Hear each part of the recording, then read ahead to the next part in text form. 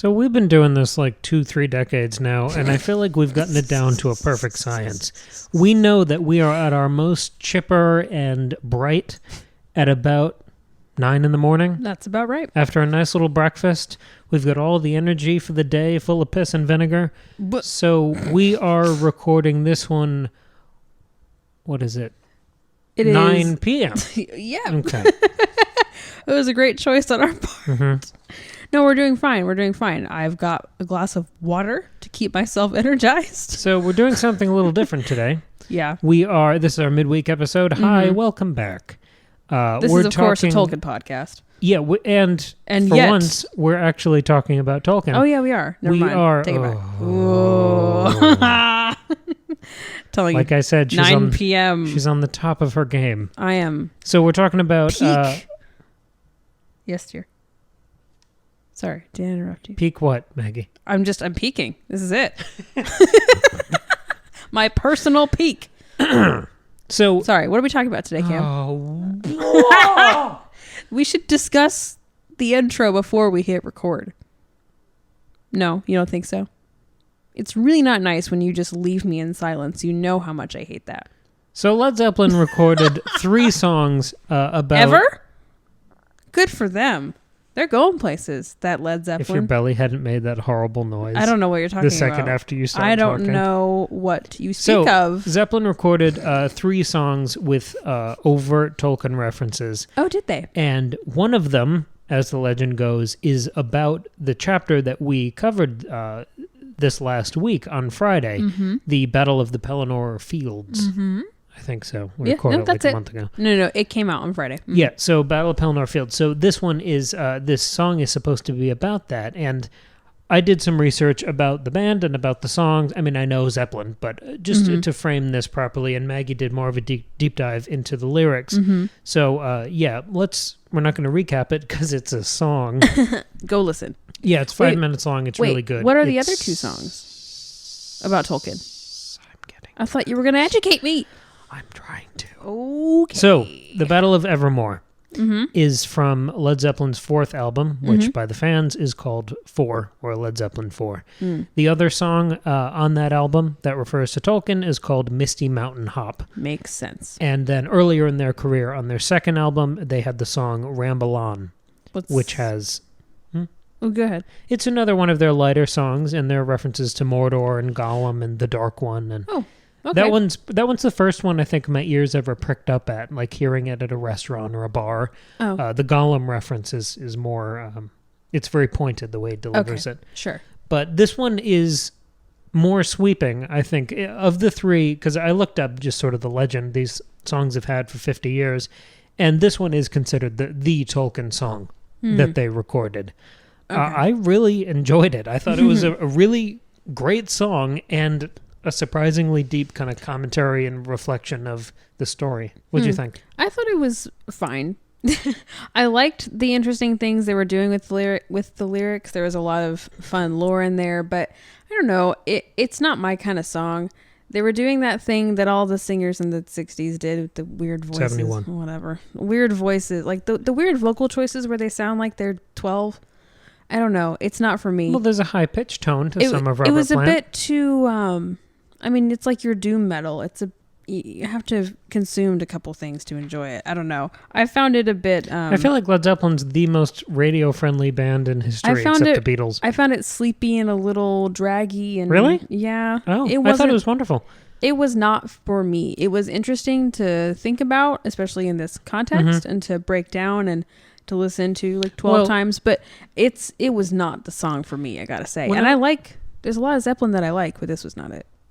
Sorry, you seem mad that I interrupted you. No. I just I keep furious. I keep reading the signals wrong of when you're done. I can only see the back corner, like the back left corner of your head or right, whatever. So when I was a kid, I really liked the like loud rock songs in Zeppelin, rock and roll. A Whole Lot of Love was my favorite. I liked the bombastic ones with the huge, like legendary riffs. And as I've gotten older, I've liked more of the mid-tempo ones and these softer kind of acoustic folksy songs. Because that's what this is. It's called like a folk duet, this song. Maybe that's why I don't like it. I don't like the folksy stuff. Yeah, let's go into a little of the context. Okay. So the album is called Led Zeppelin 4, but it's not what it's actually called. It doesn't have a name. All of these albums they just said Led Zeppelin on the cover art. Okay. And fans then gave them the moniker of the numbers as a way to distinguish them. So how did they... Because depending on where you look it up, sometimes it says just 4 in Roman numerals. Sometimes it says Led Zeppelin 4. There's not a standardized way to refer to it. A bit like the White Album. That bothers me immensely. Right, but it's interesting. I think it gives that music that has become so well known, so ubiquitous. There's not a person alive who doesn't recognize Robert Plant's voice. I think it's interesting that the album titles, the way we refer to this thing that is the rare piece of shared culture that we have together, that it doesn't have an official name. It gives it almost that folktale quality where we refer to it like it has a power of word of mouth in that intimate, informal naming system. Right. The same way you think about oral storytelling of exactly. Like where you have a poem, but maybe not all the words are the same every time you recite it because there's no official written down record. It's just word of mouth. That's it also cool. gives a certain importance to every album because traditionally a self-titled album is more of a mission statement or a declaration of the band's identity. And it usually has some of their trademark songs on it. Usually it's the first album because that is your announcement of who you are and what kind of music you want to make. Right. Or it's a reinvention or pivot or return to form or your roots later on in your career. But having your first 4 albums basically all called your name, it gives that element of importance to almost every song. It does. And every album. Right. But then I feel like it also makes each of those 4 albums they're indistinguishable and they're not their own thing. It just makes it feel like a part of a series rather than it's a 4-book series and not 4 books. Do you know what I mean? It's not 4 standalones. I feel like this album is probably the one people refer to most. This one has Stairway to Heaven on it. Oh, okay. Which is probably their most well-known song. It's also got When the Levee Breaks, which is the last song with those huge thundering drums at the beginning. And these Tolkien songs are not they're not even close to those 2 I just named. I could tell that these are the more the less well-known ones. Just because they're so odd. And just niche. I tried to just scratch some notes down the first time I listened to the song. I mean, I'd heard it before, but for this purpose, I tried to write a couple notes. And I want to blow through those just as a first impression thing. Okay. Even though I have more, ornate Formulaic? Ooh, no. Formula. No. Thought out notes later. Formulated. So, breezing through it the first time, I wasn't surprised by the folksy acoustic choruses and the rousing acoustic guitar, and there was a knee slapper kind of barroom vibe to it, where it felt kind of knee hobbity. Slapper? I don't know. It just felt like people stomping on wood and a candlelit bar. It didn't quite feel like that to me. It felt sleepier than that. It felt it was a bit shrill, a bit grating. That dee in the background, I don't like it. One of the things that's... what is that, a mandolin? I don't know what that is. Yeah, it is. It is a mandolin. Good job. Look at me. It's my dad would be so proud. Yeah. So... he plays the mandolin and 8 other instruments. I got excited. The thing that stood out to me maybe most here was the layered vocal. Because this is... I looked it up. This is the only song of their whole career with a guest vocalist. Oh, who is it? So it's not just Robert Plant. Okay. It's a woman whose name I wrote down. Is a woman? Mm-hmm. I did not. I couldn't tell. Yeah. That's embarrassing for me. I don't see her name here. This is embarrassing for you now. 12 hours ago, this would have been her name is tight. Éowyn the elf. Denny is her last name. Denny? That's all we got for now. So the now, effect... did she found Denny's, the diner? The call and response effect of this song, I think, adds a lot to it because it feels collaborative.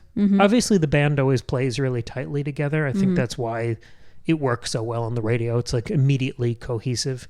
And there is that old school element of giving each band member their due. There's not just modern where there's one front man who's always the star. He's always the one the camera's pointed at. There are, Moby Dick is a Led Zeppelin song that is all about the drumming.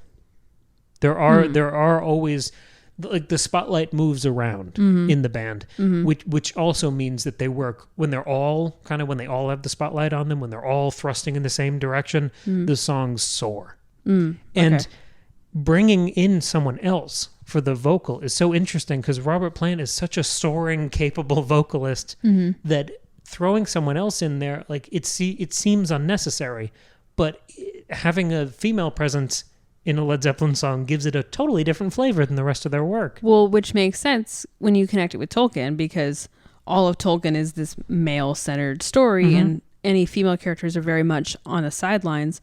But in the Battle of the Pelennor Fields, a woman takes center stage. Yes. And she totally changes the whole flavor of the story. And apparently the way some people read the song is Robert Plant as the narrator, and Sorry, I didn't write down her first name. Denny as the town crier.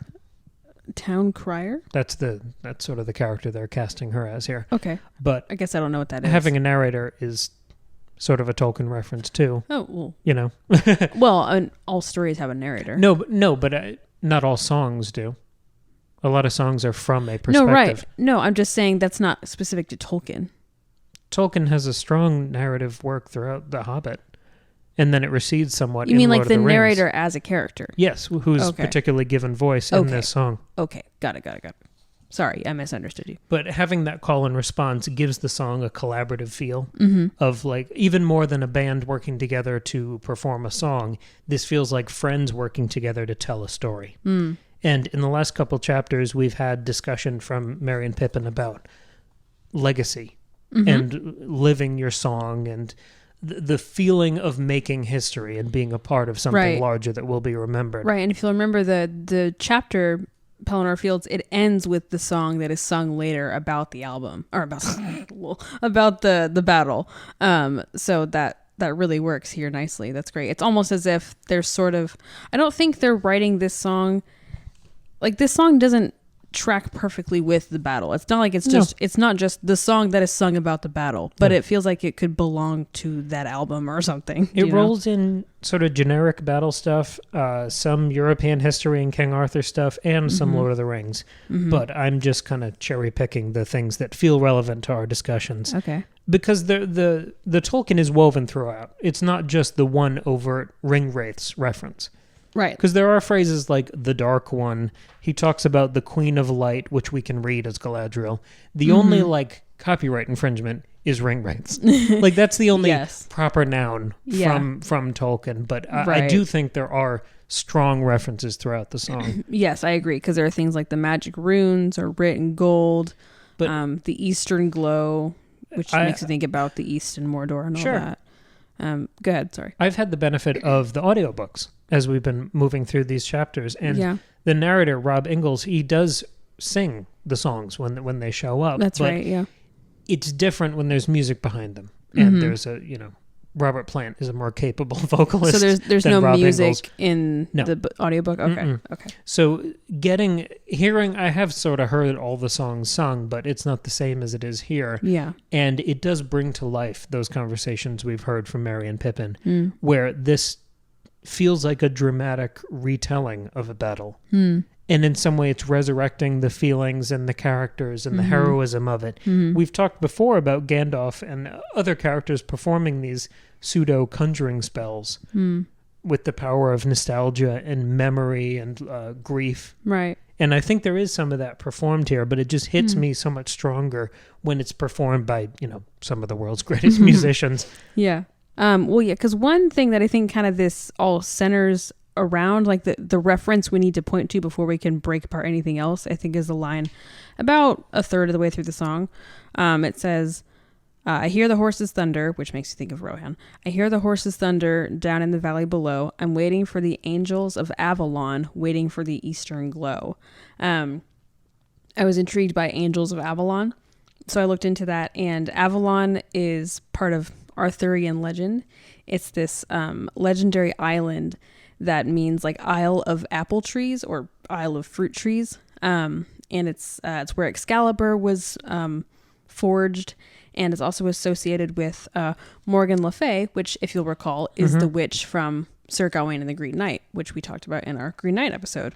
go give that a listen. But Morgan Le Fay is like this witch figure, basically. She's connected with Merlin. She's connected with magic. And I was thinking, okay, so that's Avalon. What are the angels of Avalon? And I couldn't really find, and to be fair, I didn't dig that deep, but I couldn't find a reference to angels of Avalon. But I did find there are 9 sisters of Avalon. One of those is Morgan, and the others I won't name because they all sound the same, but it's 9, and I think that's important because there are 9 Ringwraiths.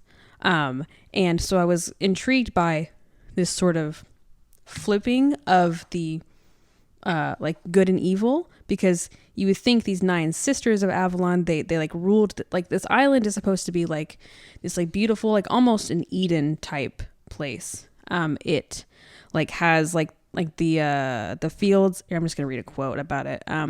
The fields there have no need of the plows of the farmers, and all cultivation is lacking except what nature provides. Of its own accord, it produces grain and grapes, and apple trees grow in its woods from the close-clipped grass. So it's sort of this paradise place that doesn't need help from man. It's sort of like self-producing, and it's like this good place. It's where Excalibur was forged. So if these 9 sisters are ruling it, you would think they're good, but then you like compare that with the Ringwraiths, which are of course bad. So there seems to be like a flipping of what these things mean, and it's just a fun play on ideas. There could be a reference. I mean, Tolkien could have been doing that work. No, well, yeah, that's what I was kind of getting at. I've always felt like there are, I mean, just not being a British school child 65 years ago. Yeah. There are references here we're never going to pick up on. Sure, yeah. No, I mean, I agree with you. I think I liked that because I know that Tolkien is pulling from things like Arthurian legend and other like legends and folk tales from Western Europe, especially Great Britain. So that makes a lot of sense. You're right. Maybe he's flipping that and he's perverting that idea and making it evil. And maybe here, Led Zeppelin, they're going back to those roots. It's helpful for them to make those connections for us. I'm very grateful for that, because there are just, blind spots in our educations there. I noticed something, kind of pulling it back to the music for a second, just to sort of integrate our notes. One of the things we've talked about, maybe since we started The Hobbit, is duos. Like we keep seeing our cast broken down into little couplets of characters. Frodo and Sam, Legolas and Gimli, Merry and Pippin. And even, there are 2 towers. Each volume of Lord of the Rings is broken into 2 books. Oh, sure, yeah. There's, once the Fellowship breaks up, you have Rohan and Gondor. Yeah. Like there are these duos kind of throughout. Yeah, that's common. And I was trying to zoom out and look more at the structure of this album. There are 2 songs on the album that have Lord of the Rings references. This one and Misty Mountain Hop. And this particular song, The Battle of Evermore, is a duet. Yeah, which, that's nice. Like, there is some... I was going to say there is drumming, but there's not. This is rare because there's no percussion on the song. That's true. It's just that freaking There mandolin. is acoustic guitar and mandolin. Yeah. And apparently the music behind, I think the lyrics were kind of thrown together later, but the music initially was born of just them experimenting with mandolins, and there was an element of improv to that. Yeah, I can sense that. It feels a lot like just kind of messing around. Not that it sounds lazy or messy, but it just sounds more relaxed and less calculated. I thought it felt very intricate. It gave me sort of a Shire vibe, where it felt like a pub song. And I think part of that, maybe subliminally, is the lack of percussion, because a guitar will pop up in a bar, but no one has a drum set. No, they just kind of make their own by stomping or clapping. You can't sling that on your back. Yeah. And I think that contributed to that kind of Shire feeling of them like telling stories over the pints of beer. Sure, yeah, I get that. Fragments of memory that people like cobble together in conversation. Because the references and the images are very scattered, and nothing lingers. They mention light and fire a few times. They do. But everything else, it's kind of just a kaleidoscope of references to different things. Right, yeah, because that's one thing I struggled, I think, with this, was I was trying to find, like, okay, what's bringing this all together? What's uniting this? And I couldn't, like, what's it centering around? And I couldn't really find that. Like, the Avalon thing, it's kind of in the middle, and I think other parts rely on it. Like, at the beginning, the first line is the Queen of Light.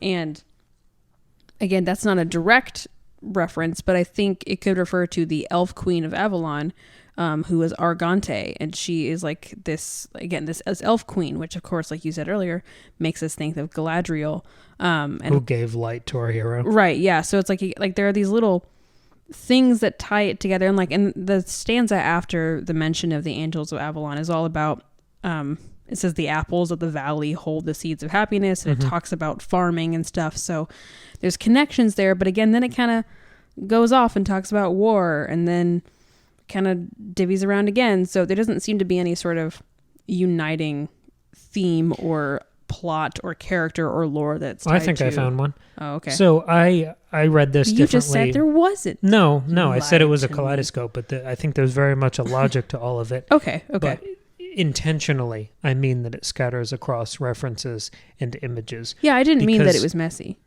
Yeah, no, but I think... Okay, so this is how I read the beginning. Okay. As eyes darting around a chessboard. And we've discussed battle as sort of a chessboard where we see it either from the soldier's perspective, in the thick of it, overwhelmed, or from the general's perspective where he's moving pieces. He's, seeing the power players throwing cavalry, trying to trap people. The eyes, or maybe the narrative focus of the song is dancing around like that at the beginning. We start with overtures to the major power players of the battle, which are symbolically major characters in Middle-earth. Sure. We have Galadriel and Sauron, who can be stand-ins for the great powers of light and dark. And then we have horses and weapons and sounds and Ringwraiths, and that's more of the stuff on the field, like zooming out, zooming in. The sudden change of scope and attention is dizzying. It is delirious on purpose, because if you've ever watched a Game of Thrones battle episode, it's extremely busy and exciting to the point of like confusion and being overwhelmed. And the tone that is struck in the really scattered construction of this lyrically is achieved on film by battles being only filmed with handheld cameras. And all of the best battles are filmed like that. With a handheld, like close up to a hero. With a handheld, like really close on Jon Snow, as all these people are, like, someone's on a horse going by him and he's way too tall, and other people are dying right next to him. This has that shaky cam sort of feel to it. I see. When you can't catch your bearings. And you're trying, the whole time you're listening to it, you're trying to square that with this folksy duet that you're listening to, and they're so distinct. That for me, you capture the gulf between the memory of the event and the traumatizing experience of it. Yeah. Well, that makes sense too, because it seems like a lot of the lines sort of fade out, and then it like they overlap each other. So you don't fully hear each line, which makes sense. That's how you would hear something like chaotic in a battle. Like you don't fully see or hear everything. There's no time in between things. Things are happening on top of each other. So that makes a lot of sense. Which is later, in a more sanitized fashion, it's the collaboration of friends working together to tell a story. Yeah. I think all of this works, or worked better for me, maybe reading it. But if you're going to have Galadriel and Sauron, my question is, like, if we're doing a dramatis personae of Middle-earth, where's Gandalf? Right? Because he's usually the big guy. Yeah. I found 2 references to him. Oh, okay. Go for it. What were you going to say? Well, I'm not sure if this is right, but in the first stanza, you've got the Prince of Peace, which is a pretty standard, recognizable nickname for Christ. And so, Gandalf is often, especially Gandalf the White, is often compared to Christ in the way that he sacrifices himself and embodies light and is this vessel for God, as we've talked about before. That's really where I see him, but I'm sure you found him in a much more sneaky spot. Yeah, I did. I just chalked that one up to European history. Yeah. I gave that one to King Arthur. I found Gandalf in I think, a more sneaky place. So I wrote down these couple lines. Okay. Oh, war is the common cry. Pick up your swords and fly. The sky is filled with good and bad. Mortals never know. So, war is the common cry. I mean, everything we've been talking about with Baragond and all of these, like, man on the street kind of characters that have made us more invested in the battle. Oh, okay. War is the common cry. Like, going into these battles, we need to have a sense of community. Oh, the sure. common cry. Mm-hmm. It's not just about the spotlight on Aragorn. It's about the whole band working together. I see. Yeah. Mm-hmm. Because all of our storylines are converging now. Mm. That was that line. Pick up your swords and fly. Mm-hmm. The call to arms, but also fly. Gandalf the Grey. Oh, fly you fools. You fools. Oh, see, I thought of like the winged Nazgul. So that's the next line. The sky is filled with good and bad. Mm-hmm. To me, that is the eagles and the Nazgul vultures that show up in these huge apocalyptic Middle-earth battles. Yeah. And the mirroring there, I guess, that as we rally our forces, so will the enemy. Yeah. Mm-hmm. And then the last line, mortals never know. Mm-hmm. That's Gandalf the White to me. Because he's not mortal? So many of our observations have been about this transcendent knowledge and his role and sort of Tolkien's balancing of how much does he know and how much can he control. Because Gandalf the Grey, weirdly, seemed to be better in tune with the most important knowledge of Middle-earth. Gandalf the White seems almost a more limited perspective in a limited knowledge base, even though he's like a vessel for the god of Middle-earth. Gandalf the Grey was always sweeping in with friends and plans, and here's how we sneak out the back and we're going to be fine, and there comes the cavalry and we're saved. Gandalf the White seems much more limited now. Going into these battle scenes as we get farther and farther into Return of the King, I feel like he has constantly been weakened. So he's the mortal that doesn't know? That's what you're saying? I don't know. Because is he mortal? The challenge. Like, that's what I'm confused by. That's the challenge. We don't exactly know, but it pivots that question that we have been asking so much about this new thing that calls itself Gandalf. We don't know what it is. Okay. No, that's cool. I like that. And we'll never know, because eventually he's just going to fade off into a metaphorical gray mist. Right, yeah, so it's hard to say. Yeah, well, that's cool. I like that. And then a little later on, there's the pain of war cannot exceed the woe of aftermath. We're recording this a little later, so we've already done the next couple chapters. Yeah.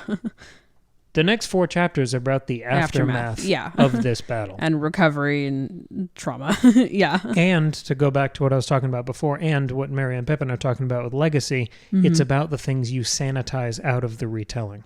Right, because there is that censoring that you do to make things seem more heroic, to spare the honor of your friends. Yeah. And there is some of that that's happening in that like barroom retelling. You're going to gloss over things. Right, yeah.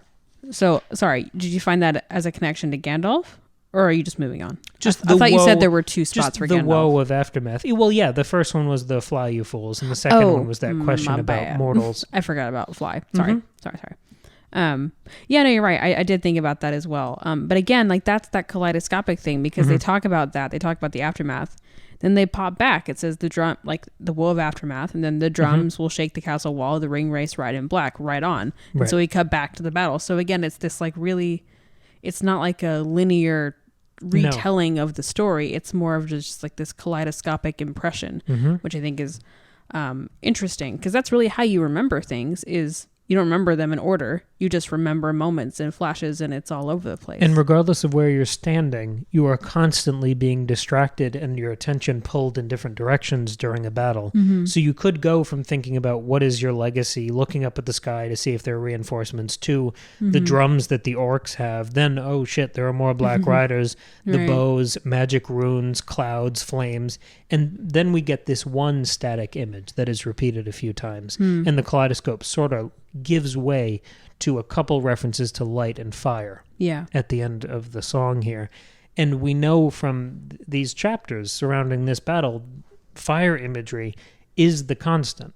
Yes. And it is a battle for control of that fire imagery. Right, because fire is a weapon, and enlightenment knowledge is the thing that will win you a military victory. Yes, and we talked about last chapter about like who is owning and reclaiming fire imagery and light imagery, and what does that mean, and who's like this arbiter of light and knowledge and stuff like that. And zooming out to the general arc of the book, we know that eventually light will be victorious. And if you're singing this song in a pub in the Shire later, you were victorious. Yes. So you would make an overture to like, maybe that was the moment that we started to win. Yeah, no, that's true. Because the end of the song, it's at last the sun is shining. And I just thought of something. Mm-hmm. I kind of like that the song isn't called The Battle of Pelennor Fields. Yeah. Because when you're living it, you don't know how it's going to be, labeled in a history book 40 years later. You're not like, oh, I am now living the battle of, like, you don't think like that. Right. In the same way that the album doesn't have one name. Oh, that's cool. That's nice. Like someone might call it the Battle of Evermore. Someone might call it whatever it was to them. Okay. So then what do you think Evermore means apart from Taylor Swift's latest album? I was literally going to make that joke. I don't know. Just the idea of things living in memory forever. Or conflict coming back forever, or back to that idea of mortality. No, I like conflict coming back because, the very last line is bring it back, bring it back. Yeah, let's talk about that. And I'm thinking, we've been talking a lot about like cycles and the cyclical nature of things. And history. That's present throughout the Middle-earth story is Sauron, he rose and then he, was gone for a bit, then he came back and, Bilbo did this thing and he was a hero and now Frodo is the hero. Like that, all these things are repeating and there's cycles, and we talked about fire and light and ash and all that cycle. So I think that's come back in this song. Definitely. Yeah. And you just touched on my favorite part of the song. Mm-hmm. So it's a 5.5 minute song, and probably the last minute and a half, 2 minutes are these two phrases. Mm-hmm. Oh, now, and bring it back. And, oh, now. Yeah. And the guest vocalist sort of recedes there, and it's just Robert Plant. In the same way, all of the duos in Lord of the Rings, like one member will eventually triumph. Yes, right? Eventually one comes forward, yeah. And sometimes it's not the one you expect. Right now, Sam's triumphing over Frodo, but Legolas and Gimli, and we go back to that spotlight idea, and he takes over here. But I tried to parse these two phrases because they had such an effect on me. They gave me time before the song was over, because I think you have your better thoughts about something while it's happening. They gave me time to reflect on what I just heard. And I feel like I like songs that repeat stuff a lot because I get to hear the lyrics. You never hear lyrics. No, I'm awful. If I had not looked up these lyrics, I would have had no idea. But this gave me time to sit in that energy without the words. So I could just focus. Like, it gave me that spotlight thing where I could just focus on one part of it. You're allowed to let it marinate. Yeah. So this is how I parse these two phrases. Oh no, or I'm sorry, oh now, felt like that sensory overload kaleidoscopic effect I've been talking about, where you have urgency. You have an attention and a total inattention. Like you are being scattered and pulled and stimulated, but nothing is sinking in. Like there's no retention. And the second phrase, bring it back, that it felt like a plea the way he was saying it, but there were so many horrible things that were referenced in the song. So this isn't something that's comfortable to relive. But there is that element of conjuring your friends, people who've died during it. Oh, sure. It has the energy of reenactment, where you're conjuring memories, and then accidentally and unavoidably, the horrible feelings, the loss, the grief, the pain, the fear of it. I think it brings back that tension because you're rolling over that idea in your head so much. Like, you want the friends, but you don't want the bad stuff. You want the heroism, but you don't want the fear. Right. That insanity, that meaning, that tight repetition and focus and obsession, that all comes through when you say the same phrase for a minute and a half. Yeah. It stops feeling like words. You start just hearing the way he's saying these things. And that felt like the intensity I'm talking about, that hysteria of battle. Well, here's something that I can't tell if it supports or complicates it. The line in the stanza a couple back, near the end, but it says, the magic runes are writ in gold to bring the balance back. Bring it back. So obviously, that of course makes you think of the ring, which is a bad thing, but it's like the ring is going to bring this balance back. So what does that mean? Is that like a misunderstanding of like a misuse of the ring, the way that maybe Denethor or Boromir would have misused it? Or is it Sauron's perspective of that, or is it just like a desperate attempt to like what do you think that means? How does that connect to what you're saying? I think most major conflicts in human history it comes down to who has the one big bad weapon, right? Like nuclear bombs can end wars. That doesn't make them good things. Right. I'm just wondering about balance. Like what sort of balance is that bringing out? The Cold War. The negotiated peace. Yeah. Oh, okay. Yeah, I suppose. So you think like maybe like the idea of using the ring against Sauron is kind of balancing it? Whatever it complicates is like at what cost do we get the tranquility that we hold onto, this like pastoral postcard kind of, I mean, what the Shire represents. What does it cost to maintain that? Right, and that it's like usually horribly ugly things. Yeah, or like that willful ignorance, ignoring what all is happening. Because when Sauron is not super powerful, but mostly powerful, the Shire is unaffected. Like maybe he's messing with other areas, Gondor, Rohan, but like the Shire is so far away that it's fine. Yeah. And so to them, everything's balanced, it's all good. I want to be able to easily peruse the aisles and get whatever I want quickly on my way home. I don't care about starvation wages or picket lines or strikes. Right. Or humane wages. Right. It is that. Yeah. Mm-hmm. Like at what cost are we preserving your blissful ignorance? That's fun. And there is, I'm sure there is that with war. Yeah. Well, and especially just thinking about the time period. I mean, the context of, you said this was 71. Yeah. So this is following the like extreme mass consumerism of the 50s and 60s. So that kind of makes sense. So that's fun. Sure. No, that's cool. Yeah. And not a positive view of war at the time. No. Yeah. Well, yeah, like this is what I struggled with, was because this is so kaleidoscopic, because there's so many like seemingly on the surface contradictory phrases and ideas.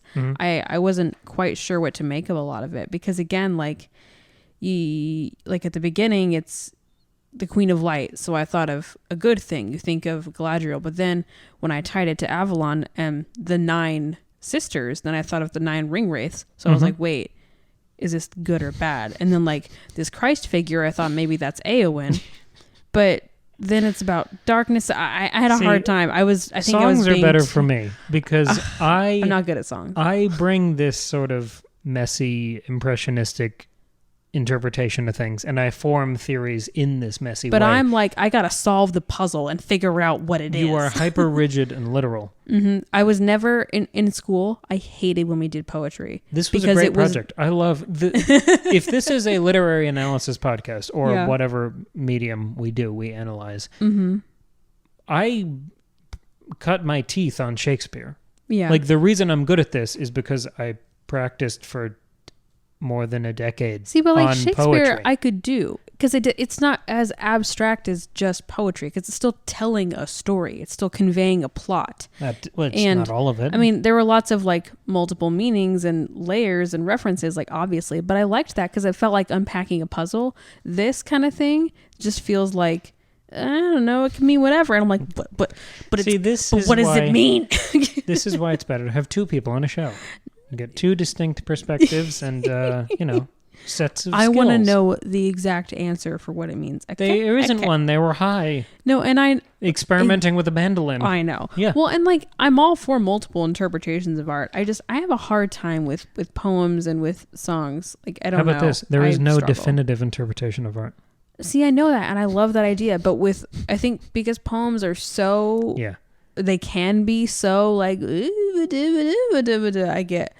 get fed up, and I want to know what the secret meaning is. We should do some Nirvana lyrics really fulfill blow your mind. The quest and get the thing. Anyway, no, but this has been a fun dive into Led Zeppelin. No, I would encourage you to just look up the lyrics to this song, because it's wild. So, like, let us know what other references you picked out that we didn't mention. The fun thing about streaming services now, there's usually a button you can hit where the lyrics will flash by as you listen to the song. Yeah, for sure. It's a great song, though. Check it out, and let us know what you think of Led Zeppelin, and if you want us to talk about Ramble On and Misty Mountain Hop, at secondbreakfastpod@gmail.com. We're also on Instagram at secondbreakfastpod. Yes. And we'll be doing Chapter 7 of Return of the King this Friday. It's just called The Houses of the Healing, yes? No idea. I believe that's what it's called.